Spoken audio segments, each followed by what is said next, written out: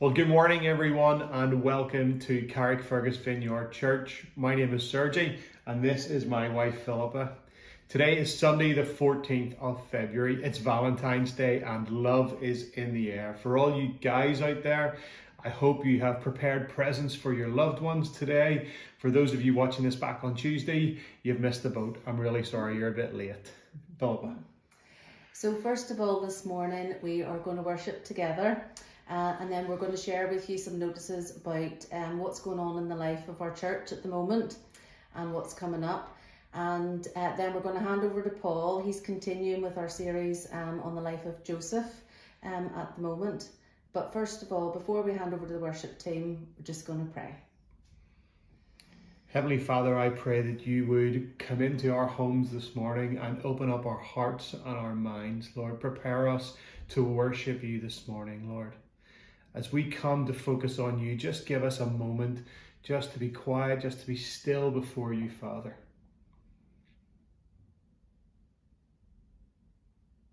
Amen.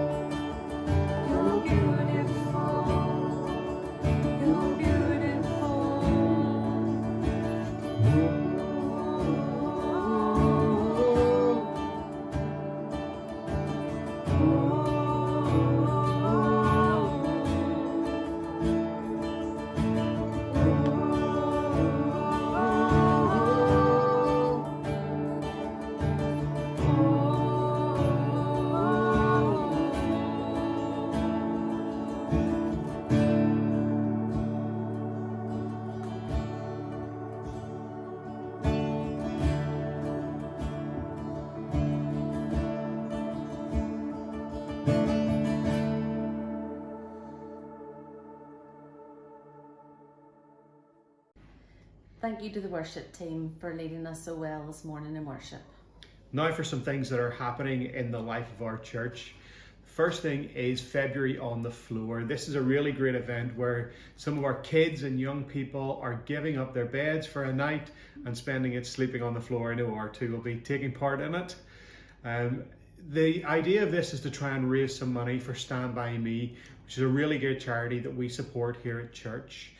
They work with kids who don't even have something as simple as a bed to sleep on at night, and any money that's raised will be going towards this appeal.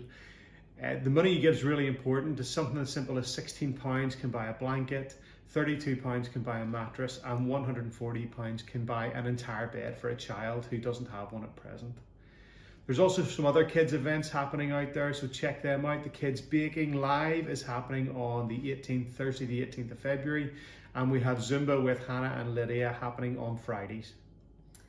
And something for the ladies coming up on Friday the 19th of February, we are having a Staying Connected event on Zoom. It's a bit like our supper and storytelling that we used to have down in the venue, but obviously we can't gather together in person at the moment, so we're really looking forward to this. Sharon Caldwell and Gillian Mills have kindly agreed to share a wee bit of their story with us, and then we're going to divide up into groups in chat rooms and just have a catch up with one another.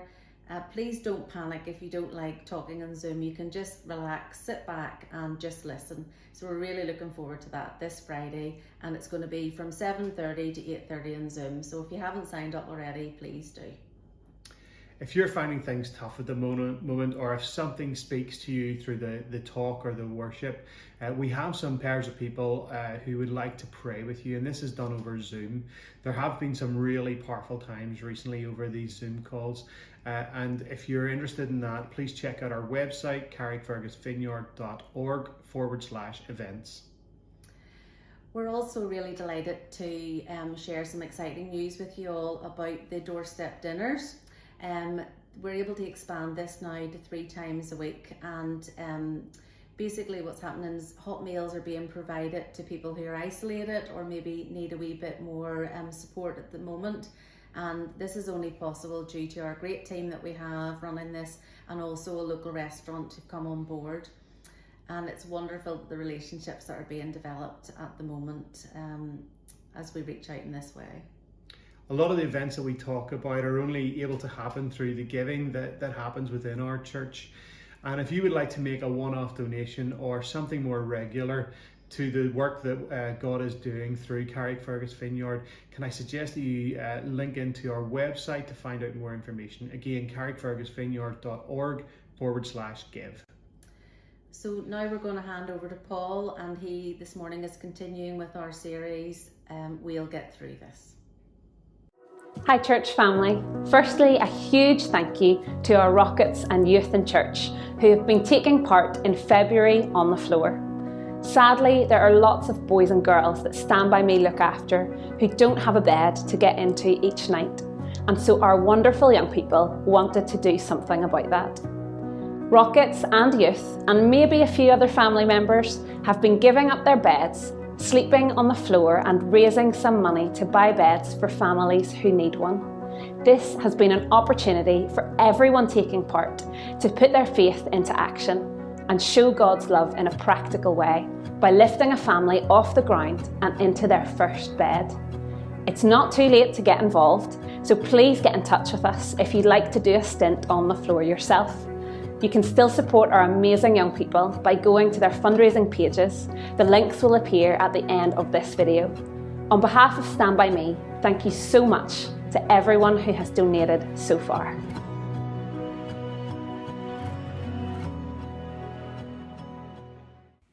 Well, good morning folks. It's great to gather again together, and I thought I'd just pick up the story of about a person called Jackie Weaver. She was made news just over a week or so ago, and as I mention her name, some of you are going to know immediately who I'm talking about, and some of you are going to go, I've never heard of that person at all. So for the benefit of those of you who don't know who Jackie Weaver is, she sort of became famous overnight as a person who was part of a local council meeting in a town called Handforth in Manchester. She is Chief Officer for the Cheshire Association for Local Councils, and she was hosting a Zoom meeting back in December. And you can go yourself and watch it on YouTube. There's various different versions of what happened. It was a Zoom meeting for this local council, and she was really just kind of hosting the actual meeting. But what ensued was a bit of foul play in terms of things that were being said by the chairperson and by the vice chair. They were extremely rude, and she wasn't having any of it. She remained really calm, and she removed these individuals from the meeting, which you can do on Zoom. And this obviously happened back before Christmas time, and I don't actually know the full ins and outs of the story, but obviously a recording of this became public, and it went viral. So last Friday, apparently it was the highest trending thing that was going through Twitter. And subsequently, she appeared on Radio 4 Women's Hour. She was on Channel 4's The Last Leg, and on ITV Good Morning Britain. And really she came from being an unknown to someone who was well known. She went from zero to hero. And I heard about this last week. I was listening to the radio, and I'd never heard of the story. And it was even mentioned. How true this is, I don't know. So I could be spreading malicious gossip here right now. But apparently she was tipped as a potential candidate for Strictly Come Dancing, which she had declined. How true that is, who knows? But that's not the point. The point is, this is an unknown person who went from zero to hero. And the reason for telling you this introductory story simply is we pick up the story of Joseph, of which we've been talking about for the last number of weeks. This unknown person, this slave sold to a foreign nation, someone who'd served a master for a number of years, who was wrongly convicted and imprisoned and shut away and forgotten about for over 2 years now.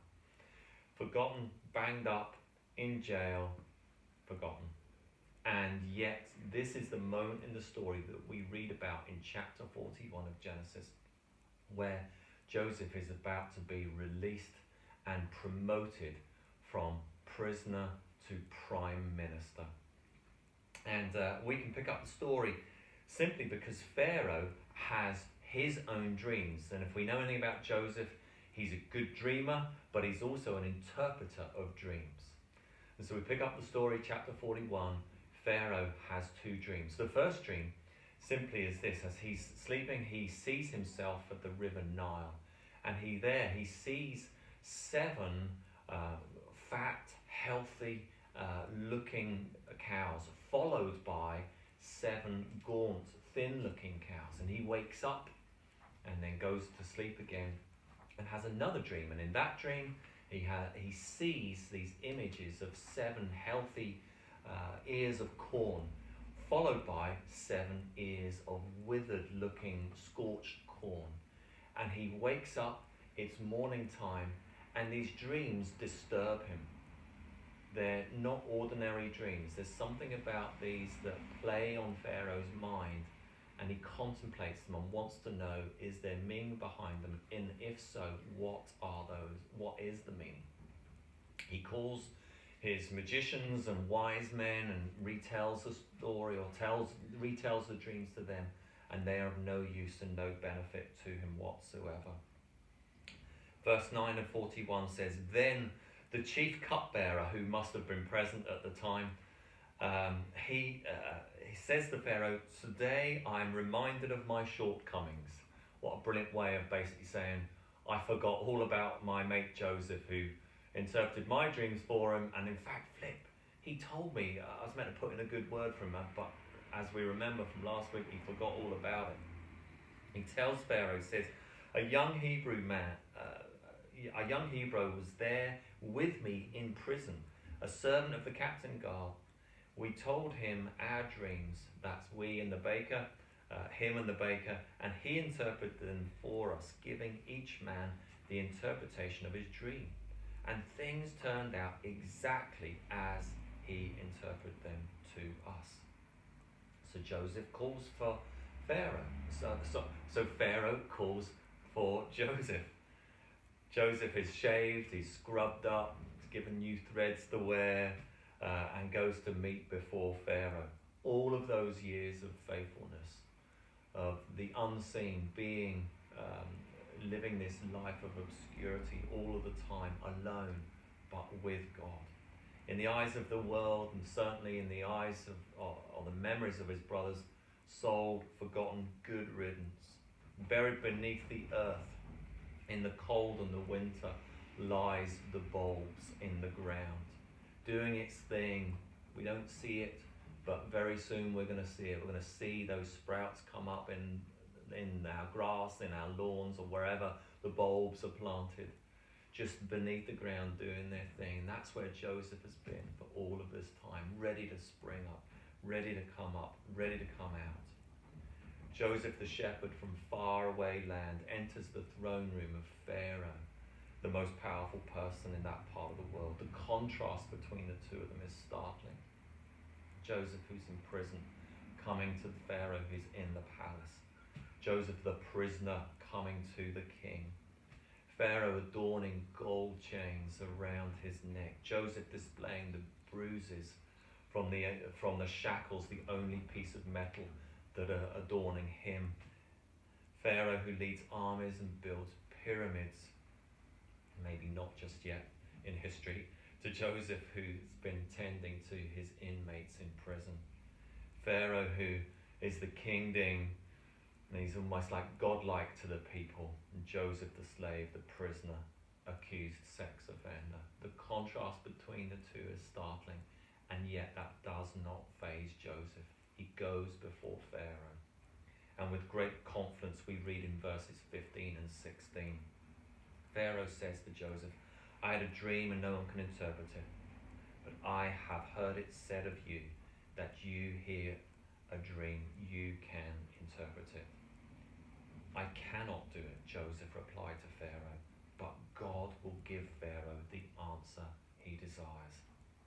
And here lies within the secret, the key ingredient that we read time and time again about Joseph's life. The key ingredient that we would do well again always to apply to our own lives. Joseph admits, I cannot do it, but God can do it. It's God who gives Joseph the interpretation to the dream. That always, for Joseph, as he practiced all of those years, as he practiced the presence of God in his life. That for us has to always be and continue to be the key ingredient for us as we choose to live our lives. The gift of dreaming and interpretation comes from God. He attributes the source of his ability, and he's not afraid to say it to Pharaoh, this person who's deemed as a god himself. He's not afraid to say that God Almighty is the one who gives. And actually in the verses that go on, Joseph mentions four times that it's God who's given Pharaoh the dreams. It's God who will give the interpretation of the dreams. It's God who's warning you that there's things that are to come that you need to pay attention to. And he's not afraid to say it to Pharaoh. These last number of months have been incredibly difficult for all of us throughout our society and across the world, of course. During times of isolation and remoteness, the inability to connect and communicate with one another, the way that's impacted and impinged on our lives has been utterly tremendous in so many ways. On the one hand, what it has done is it's drawn people without faith to question faith and to question God and his ways. There have been more people that have attended church, virtually speaking, than ever before. The numbers of people tuning in has been really, really positive and really high, which has been wonderful. Coupled with that, the numbers of people reported in terms of praying and calling out and crying out to God have also seen a dramatic increase as well. So this basically tells us that there are people who are hungry, there are people who are interested, there's people that are drawing close to God, and God is using this time to actually draw people to himself. And then on the other hand, from a church perspective, one would expect that actually our inability to meet and to gather people has nearly silenced our voices. Don't get me wrong, I miss our gathered environments, our gathered groups and our larger gatherings, and I look forward to those times, as I'm sure many of you do too, within the future. However, our voice and our message has not been silenced at all during this time. In fact, in many ways, it's never been louder than ever before. During these months, we've been able to connect with an audience that we've not normally be able to. During this time, through the impact that the ministry like Doorstep Dinners, as we've been able to distribute many meals and hampers and other ways of reaching out and supporting individuals, we've been able to connect with so many people, which again, possibly maybe we wouldn't have been able to unless it was for this time.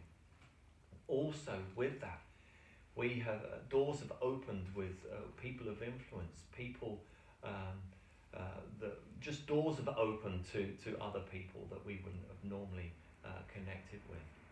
And like this, like with the story of Joseph, he comes from a place of obscurity into a position where he's now having face-to-face conversation with the most powerful person there. I anticipate that many of you watching, you will have had your own conversations with neighbours, with colleagues, with friends, with family, as they've been inquiring. They've come to you as a person of faith, if you are a person of faith watching this, and asking questions. My goodness, what's going on? Can you help me interpret the signs of the times? Where is God in this? And we have been able to hopefully give maybe not the answers that people are looking for, but we can certainly point people in the direction of the person of which we continue to entrust our lives to and put our hope and faith in. Jesus is the way, the truth, and the life. Back to the story. Pharaoh retells these dreams to Joseph, and Joseph simply is thinking, my goodness me, this is child play. This is an easy one.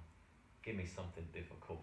He says in verses 29 and 30, 7 years of great abundance are coming throughout the land of Egypt, but 7 years of famine will follow them. Then all the abundance in Egypt will be forgotten, and the famine will ravish the land. You could hear the pin drop in the palace. Famine, as Max Lucado writes in his book, would be a foul word to the Egyptians. He explains that the civilization of Egypt at that time was built, the economy was built, the big grand buildings were built upon farming and agriculture. It was the jewel of the Nile. It was the Nile, it's the river that supplied the land with plenty. And during my gap year, at the age of 19, I went to Israel and spent a number of weeks there, and I had the opportunity of traveling into Egypt and traveling around Egypt and just had the most incredible time. And I remember, I think it was being in the Valley of the Kings, which is kind of middle of the country down the Nile, near the city of Luxor, just outside the city. And I remember being at a high point out in the desert. Literally is like desert land, but I could see towards the River Nile, and you can see the river kind of meandering as it does. And for I'm guessing 100, maybe 200 meters, both sides of the river, if the center is here, both sides of it, you could just see lush green land. As the river would supply that land, as many years they would spend time irrigating and taking channels off it to supply that land and creating this lush agriculture. And then beyond that, all you see is just brown, just desert, dry land. This was so prominent. The Nile has been the lifeblood for that nation for all the years, obviously, afterwards as well. Famine was going to be bad for the economy. It was going to be bad for their power, and ultimately it was going to cost many lives. But Joseph doesn't just stop there in his interpretation of the dreams for Pharaoh. He goes a step further. He says, this is what's going to happen, but hear what I think you should do about it. Verse 33 and 36. And now let Pharaoh look for a discerning and wise man and put him in charge of the land of Egypt. Let Pharaoh appoint commissioners over the land to take a fifth of the harvest of Egypt during the 7 years of abundance. They should collect all the food of these good years that are coming and store up the grain under the authority of Pharaoh to be kept in the cities for food. This food should be held in reserve for the country to be used during the 7 years of famine that will come upon Egypt, so that the country may not be ruined by the famine. You often meet two types of people in life. There's one, firstly, the spotters, the commentators, the people that see problems, and they're really good at speaking about it and moaning about it. For example, there's no decent shops in Carrickfergus. We often hear the rubbish that you see lying around in such and such, that's just terrible. Those young people who roam around the streets just causing up to no good. I'm not even going to begin to start talking about the coronavirus and the vaccine and the politicians and everyone's got an opinion there, don't we? You know, there's many of us who are very good at kind of pointing out things. And then you've got another person that sees the problems but wants to do something, or at least provide some sort of level of engagement towards working towards a solution to that problem. Someone who sees something but is actually then thinking, oh, but this is what we could do about it. And this is what Joseph does. He sees or he interprets the dreams, but he also proposes a solution. Pharaoh's thinking, who is this guy? I have hit the jackpot here. Why did no one tell me this Hebrew lad has been stuck in prison? How long's he been there? My goodness. Come you here, I think you're the man for the job. Verse 37, the plan seemed good to Pharaoh and to all his officials. He then attributes the Spirit of God is upon Joseph. He appoints him to the highest position besides himself over Egypt. Joseph goes from zero to hero.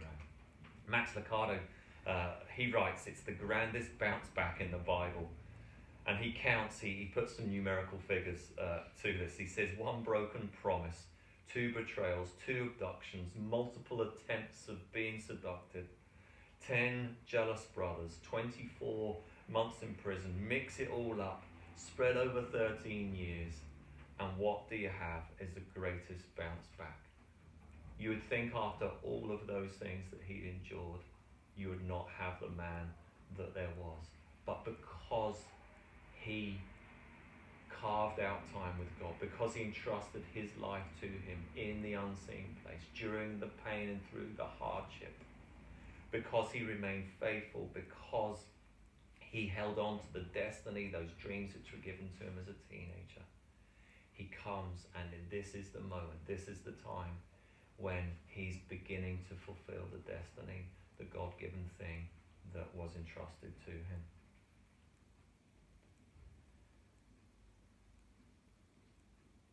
Wouldn't it be like Jesus right now during this time, in the unseen, in the times of isolation, through our panic, through the fear, through these moments of anxiety, see these as opportunities for us to draw near to him, to hand those over to him, to go to those places that we've talked about over many weeks. Wouldn't it be just like Jesus to be doing something in the unseen, preparing us for something that's to come?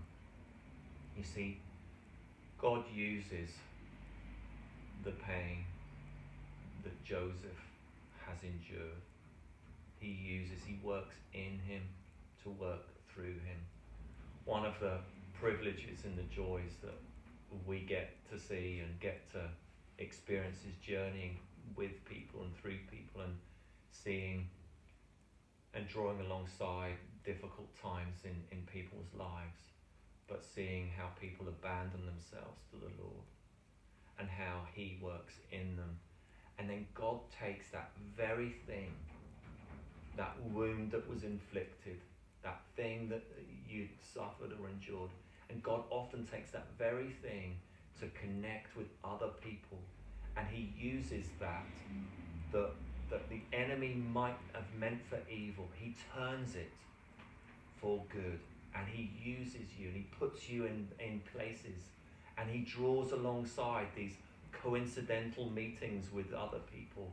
And it's because your story, whilst it was terrible at the time, whatever it might have been, God uses your story to bind up the brokenhearted, to set the captives free, who have similar stories to the thing that you have endured.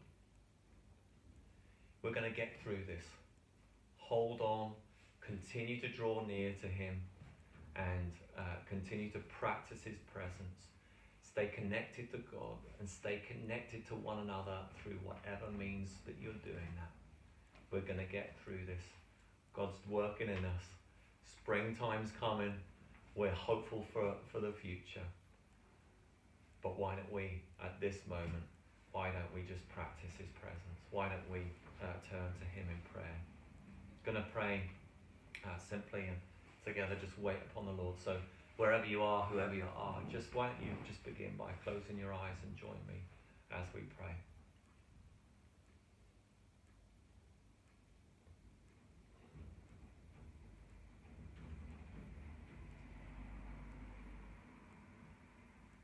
God, like Joseph, we thank you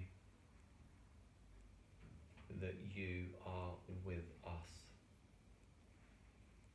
that you are very much present in our lives.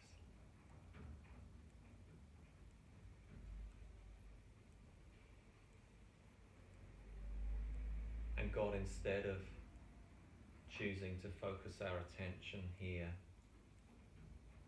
upon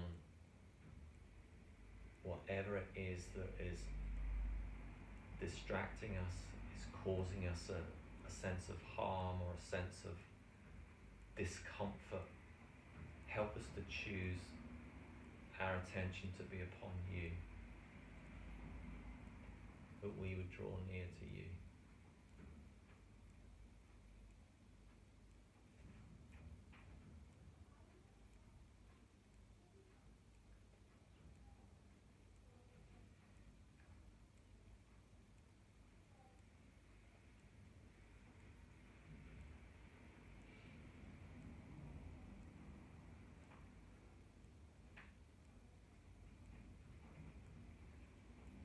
I think that's the word of the Lord to many of us watching, that God is just simply inviting us to gaze upon Him, to divert our attention from the things of panic, or the things of whatever that is. It's going to mean different things to many of you. But to turn our attention, to turn our gaze onto Him. And again today we say with our words, we surrender to you.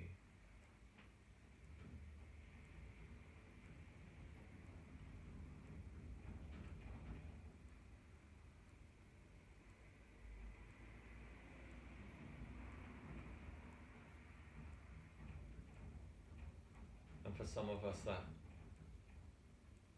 that looks like relinquishing control, where you seek to control situations, circumstances, the future. You try to eliminate risk. You seek to do whatever is in your means to make life safe. And it just sounds like there's an invitation here is just to lay that stuff down and just trust in him. And that's going to feel emotionally difficult. That's going to seem really unnatural. But it's a choice and it's an invitation that God's just simply saying, just trust me. Just trust me.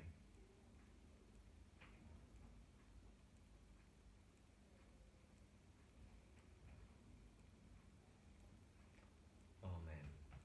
Well, we'll leave it there. Folks, if God has been speaking to you, there's a prayer ministry team that's available right now. Just go to our website and they would love to pray with you some more about that. But otherwise, chat to a friend, pray about that some more. By all means, you can get in contact, fire us an email if you'd like to. But otherwise, have a great week. Love and God bless. Take care.